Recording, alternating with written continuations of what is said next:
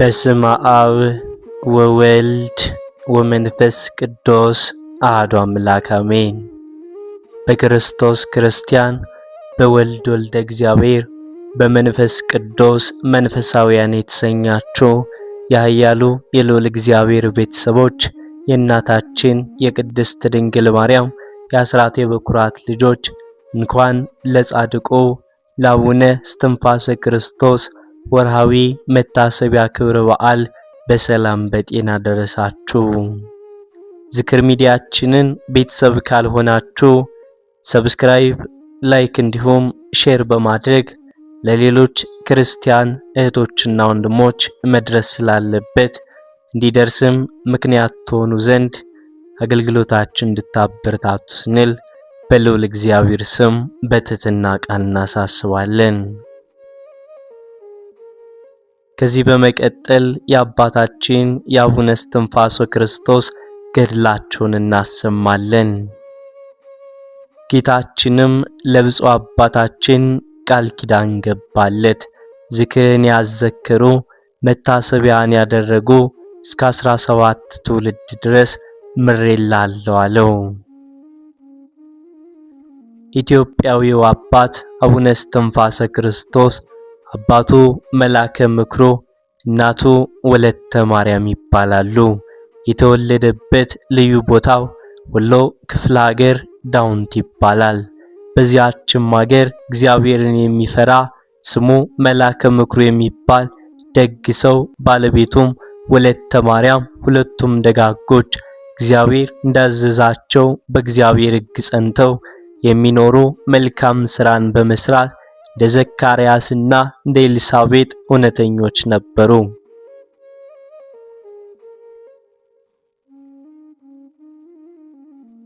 ሁለት ደጋጎች ልጆችም አሏቸው። የተባረከ መልካም ፍሬን የሚያፈራ በመጾም በመጸለይ እግዚአብሔርን የሚያገለግል በጸሎቱ ሰውን የሚጠቅም በጻድቃን ዘንድ የተመረጠ ልጅ ይሰጣቸውም ዘንድ ዘውትር ወደ እግዚአብሔር ቤት እናም ወደ ድንግል ማርያም ይለምኑ ነበር።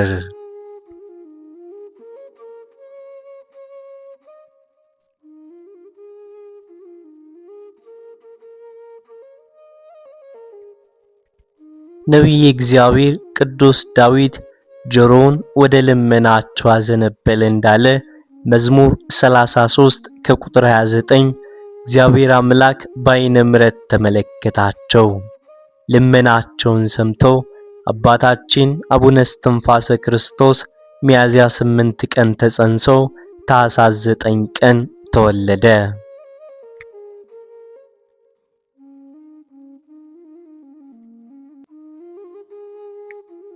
በተወለደም ዕለት ተነስቶ በእግሩም ቆሞ 3 ጊዜ ስብሐት ለአብ ስብሐት ለወልድ ስብሐት ለመንፈስ ቅዱስ ብሎ ጣዕም ባለው አንደበቱም ተናገረ። 9 ጊዜም ሕፃናትን ለሚያናግሩ ገዥ ለሚሆኑ ለአጋዕዝተ ዓለም ሥላሴና ለእመቤታችን ለክቡር መስቀሉም ሰገደ።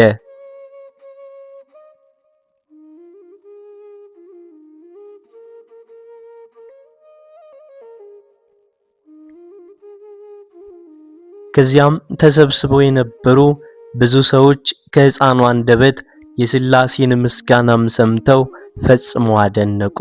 ዳግመኛም በዚህ ሕፃን ላይ የእግዚአብሔር ጸጋ አድሮበታል ብለው እየተጨዋወቱ ወደ ሀገራቸውም ገቡ። አባቱና እናቱም መጀመሪያም ስለመወለዱ ዳግመኛም የአብ የወልድ የመንፈስ ቅዱስን ምስጋና በማቅረቡ ደስ አላቸውና እግዚአብሔር ይህን ሕፃን ሰጠን፣ እኛ በአብ በወልድ በመንፈስ ቅዱስ ፊትና ለፍጥረት ሁሉ ለምትራራ ከሁሉ በላይ በሆነች አምላክን በወለደች በቅድስት ድንግል ማርያም ፊት ቁመን እንደለመን ልመናችንን ሰምታ የተመረጠ ልጅ ሰጠችን ብለው ድንግልን እና ፈጣሪያቸውን አመሰገኑ።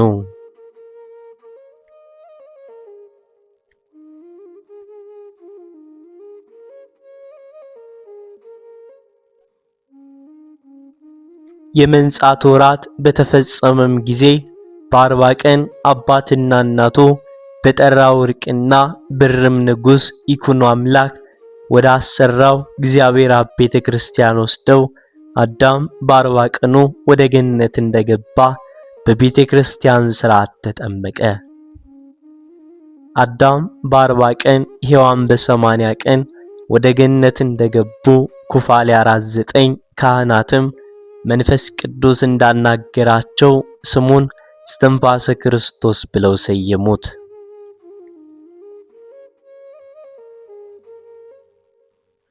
ሥጋው ደሙን ተቀብሎ ወደ ቤቱም ተመለሰ።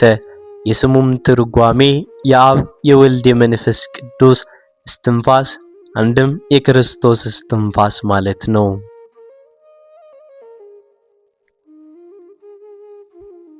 የእግዚአብሔር መልአክ ቅዱስ ሚካኤል እየጠበቀው አደገ።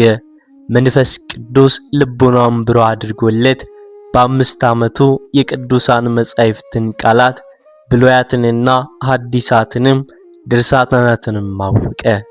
ከመምህር ኪራኮስ የመጻሕፍትን ትምህርት ከነትርጓሜው በ7 ዓመቱ ጨረሰ። በማስተዋልም ሲመለከት አባቱንና እናቱን ዘመዶችን የተወ ቃሌን ይጠብቃል፣ መንግሥተ ሰማያትን ይወርሳል፣ ይህንን ያላደረገ ሊያገለግለኝ አይችልም የሚለውንም አገኘ። ማቴዎስ 10 ከቁጥር 37። ይህንንም ቃል በልቦናው ይዘው የምናምነውን ሥርዓት ይጠብቅ ነበር። 7 ጊዜ በመዓልት 7 ጊዜ በሌሊት በየዕለቱ 150 መዝሙረ ዳዊትን ሲያደርስ በአብ በወልድ በመንፈስ ቅዱስ ስም ፊቱን በትምህርተ መስቀል አማትቦ ጸሎት በጀመረም ጊዜ እጆቹን ሲዘረጋ ወጠመዳቸውን ያጠመዱ አጋንንት በነፋስ ፊት እንዳለ ጢስ ተነው ይጠፋሉ፣ እየተሯሯጡም ፈጥነው ይሸሻሉ።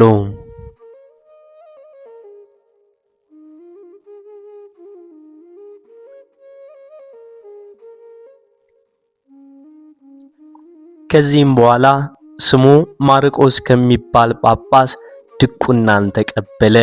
ልጄ ለእግዚአብሔር ትገዛም ዘንድ ወደ ገዳም ብትሄድ ሰውነትን ለመከራ አዘጋጅ እንዳለ ሲራክ 2:1 ይህንን ዓለም ናቀ፣ ተወ። ልዩ ክብር የሚሆን የምንኩስና ልብስ ይቀበል ዘንድ በተወለደ በ14 ዓመቱ ወደ ደብረ ሐይቅ ገዳም ሄደ። ከባህር ዳር ቆሞ የሙሴን ጸሎት ወደ እግዚአብሔር ጸለየ። የመርከብ ባሩን ተሻግሮ ወደ ቤተ ክርስቲያን ገባ። የኢየሱስ ሟ ልጅ የሚሆን አበምኔቱ በመነኮሳት መጻሕፍት እንደተጻፈ 3 ዓመት ፈተነው።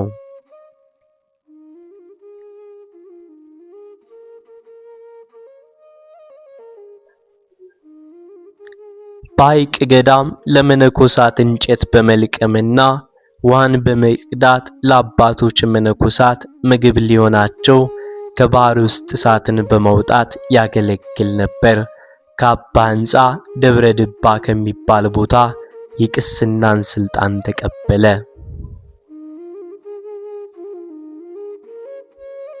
በጾም በጸሎት በተጋድሎ የአባቶቻችን ሃይማኖት በማስተማር ሕሙማንንና አይነ ስውሮችን አንካሶችን በክፉ ደዌ የተያዙትን ቁጥራቸው 80,000 የሚሆኑትን በአንድ ቀን ፈወሳቸው።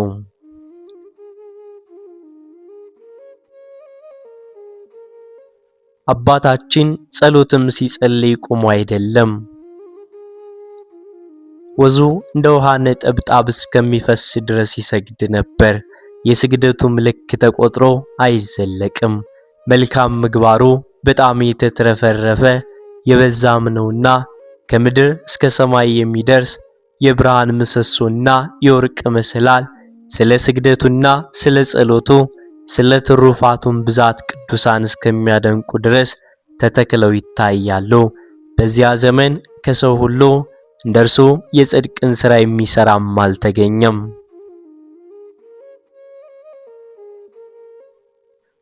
ነቢየ እግዚአብሔር ቅዱስ ዳዊት እግዚአብሔርን ሁል ጊዜ አየዋለሁ፣ ምስጋናውንም ዘውትር ባንደበቴ ነው፣ ሰውነቴም ዘውትር በእግዚአብሔር ከፍ ከፍ ትላለች እንዳለ አባታችንም ሁልጊዜ ጌታችንን በግልጽ ያያል።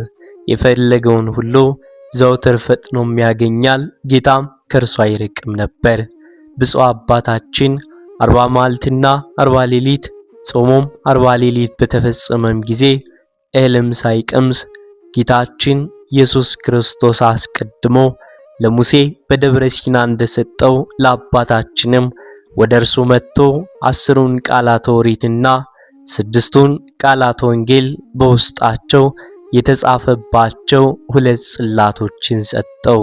ዘጸአት 34:1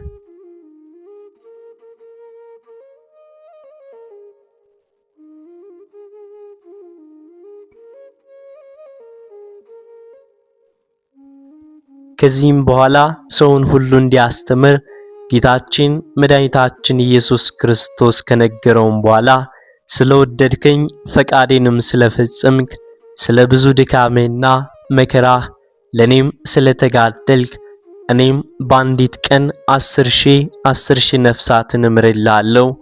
በሦስቱ በዓላት በተወለድክበት፣ በተጠመቅክበት፣ በተነሳህበት እንደዚሁ 7,000 ነፍሳት በቀን 7 ጊዜ በሌሊትም 7 ጊዜ እስከ ዕለተ ምጽአት ድረስ እምርልሃለሁ ብሎ ቃል ኪዳን ገባለት። ዳግመኛም ዝክርን ያዘከረ ስምን የጠራ የገድልን መጽሐፍ የጻፈ ያጻፈ ያነበበ የሰማ የተረጎመውን ምሬልሃለሁ አለው።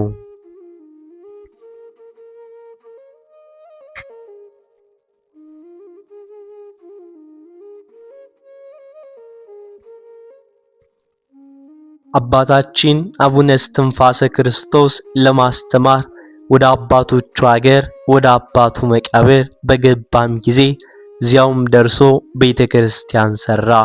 ዕለቱን ስንዴ ዘርቶ ወይንም ተክሎ ጽድቅንም የወይረን ግራንን ተክሎ በአንዲት ቀን ለቤተክርስቲያን አገልግሎት ዕለቱን አድርሷል። ስንዴውን ለመስዋዕት ወይኑን ለቁርባን በታምራትም አድርሷል።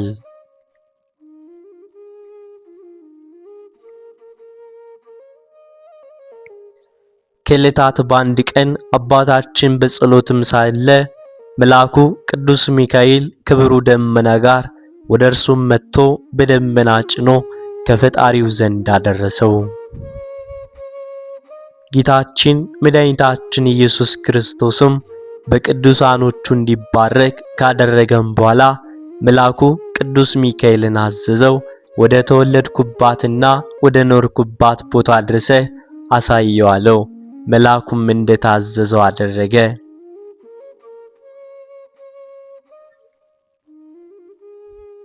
መልሶም ወደ ኢትዮጵያ ምድር ደብረ ዛብሂል ወደምትባል ቦታ ደረሰው።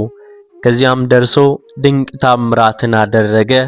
ውሃም ከዓለት ላይ ያመነጨ ሕሙማንን ፈወሳቸው።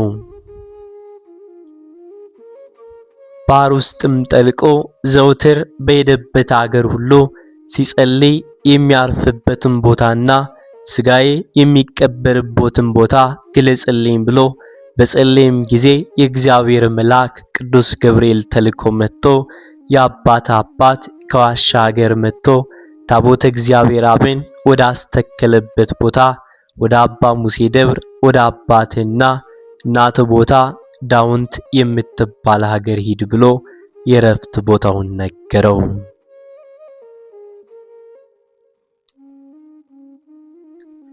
ከዚያም ወደ ብዙ ገዳማት በመሄድ ቡራኬን ተቀበለ። ከ4 ዓመት በኋላ አረጋውያን መነኮሳት ተሰናበታቸው፣ መርቀውትም ተለያዩ። የኢትዮጵያን ገዳማት ተዘዋውሮ እየጎበኘ ጎጃም ደረሰ። በዚያ ያስተማረ ያጠመቀ፣ የታመሙትን እየፈወሰ የዕውራንን ዓይን እያበራና ሙታንን እያስነሳ በዚያ ተቀመጠ። በባህር ውስጥም ገብቶ 9 ዓመት ለኢትዮጵያ ጸለየ። ከ9 ዓመትም በኋላ ጌታችን ኢየሱስ ክርስቶስ ወደ እርሱም መጥቶ ከመነኮሳት ሁሉ ብልጫ ያለ ወዳጄ እስትንፋሰ ክርስቶስ ሆይ ይቺን ሀገርና የኢትዮጵያን ሕዝቦች ምሬልሃለሁ፣ ከዚች ባሕር ውጣ አለው። አባታችንም ከባሕር ውስጥ ወጥቶ ተንበርክኮ ለጌታችን ሰገደ። ጌታችን ኢየሱስ ክርስቶስም የማረፊያ ቦታ ምስራቅ ወደምትሆን ወደ ዳውንት ሂድ ብሎ ቃል ኪዳን ሰጠው። አባታችንም በ17 ዓመቱ ወደ ደብረ አስጋጅ በሚሄድበትም ጊዜ ፀሐይ ልትገባ ደረሰች። አቡነ እስትንፋሰ ክርስቶስም ጸለየ፣ አለቀሰ።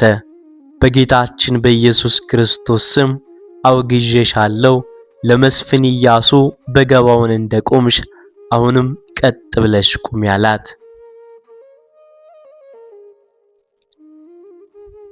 ፀሐይም ወደ ኋላ ተመልሳ በአቡነ እስትንፋሰ ክርስቶስ ቃል ቆመች።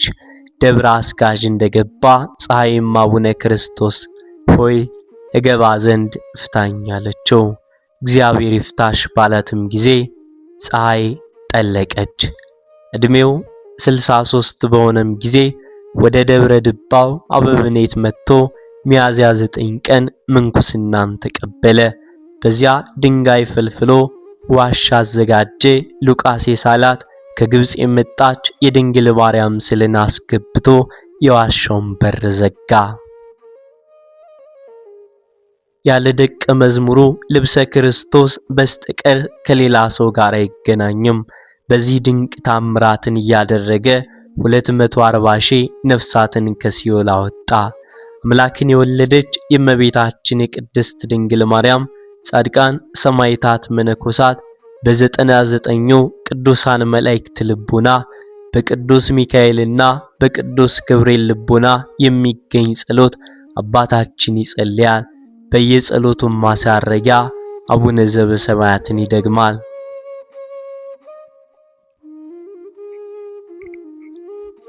ይህንንም ጸሎት በጸለየም ጊዜ 240 ሺህ ነፍሳትን በቀን 7 ጊዜ በሌሊት 7 ጊዜ ከሲኦል ያወጣል።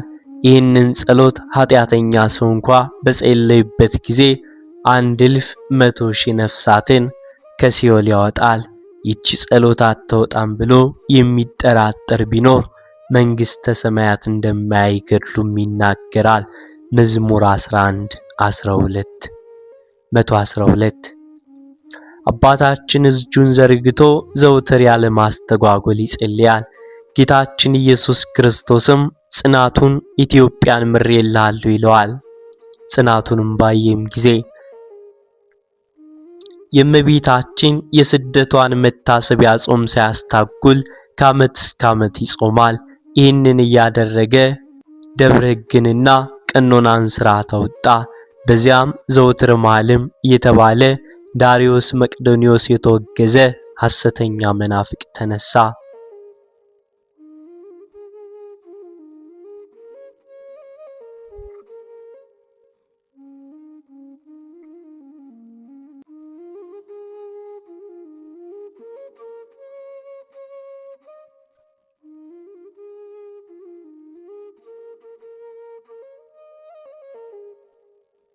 የጌታን ልደት 3 ነው ብሎ ለኢትዮጵያ ሰዎች አስተማረ። ይህንም ክህደት ለንጉሡ ለአፄ ኢያሱ አስተማረው። ንጉሡም በክህደቱ ጸና።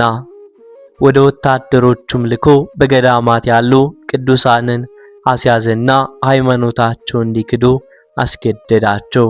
ቅዱሳኖችም ሰማዕትነትን መረጡ። አባታችን አቡነ እስትንፋሰ ክርስቶስን ግን አላገኙትም። የእግዚአብሔር መልአክ ቅዱስ ሚካኤል በክንፉ ሰውሮታል። እረፍቱ በሰማዕትነት አይደለም፣ ወደፊት የሚሰራው ብዙ ሥራ አለና።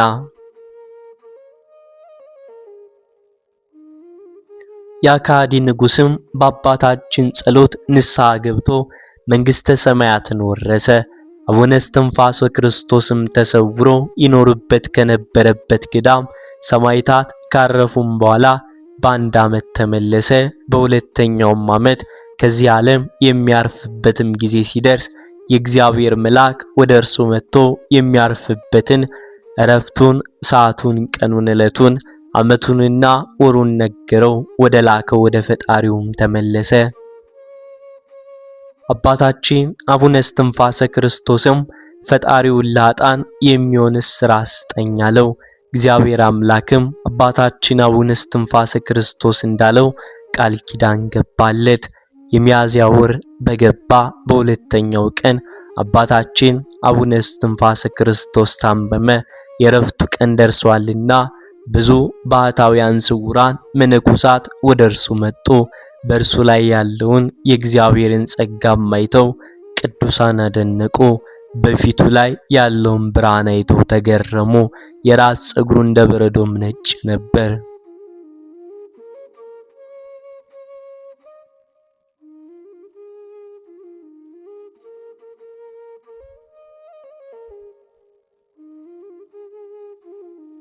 ዳግመኛ አባታችን አገልጋይ የሆነውን ጻድቁ ልብሰ ክርስቶስን ጠርቶ ከእርሱ በኋላ የሚሆነውን በመጨረሻውም ዘመን የገድሉ መጽሐፍ እንደሚጻፍ ይህም ገድለ ልጅ ለዘላለም መታሰቢያ እንደሚሆን ነገረው። ወንድሞቹን እንዲጠራም አዘዘው።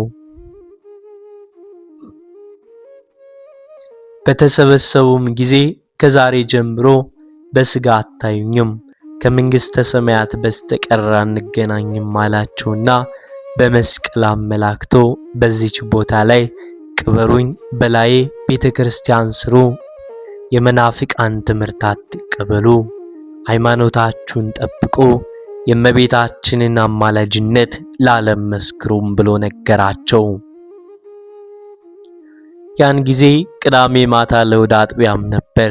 እንደ ነጋሪት ያለ ቃልና እንደ ነጋሪት ያለ ድምፅ ከሰማይ ተሰማ።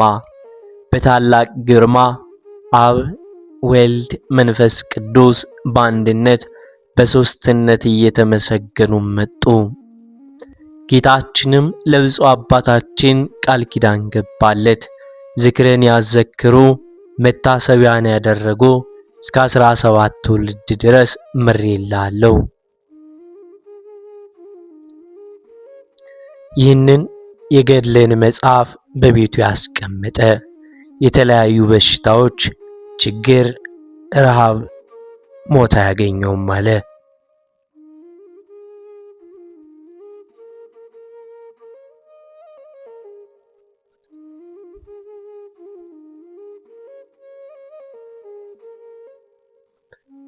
ፈጣሪ ሆይ ይህን የሰጠኝ ቃል ኪዳን በሥራ አይደለም በቸርነት ነው።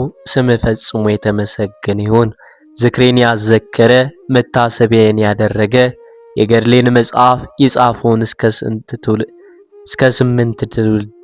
ስንት ትውልድ ድረስ ትምርልኛል አለ።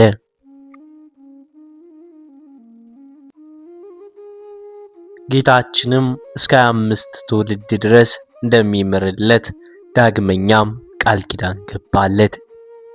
አባታችንም ይህንን ቃል ኪዳን ከተቀበለም በኋላ ልጆቹን መነኮሳቱን አረጋጋቸው። በቀና በራሱ ስልጣንና በሐዋርያት ስልጣን እግዚአብሔር ይፍታላቸው። ልጆች አትደንግጡ፣ አትፍሩ፣ ፈጽማችሁ ተደሰቱ።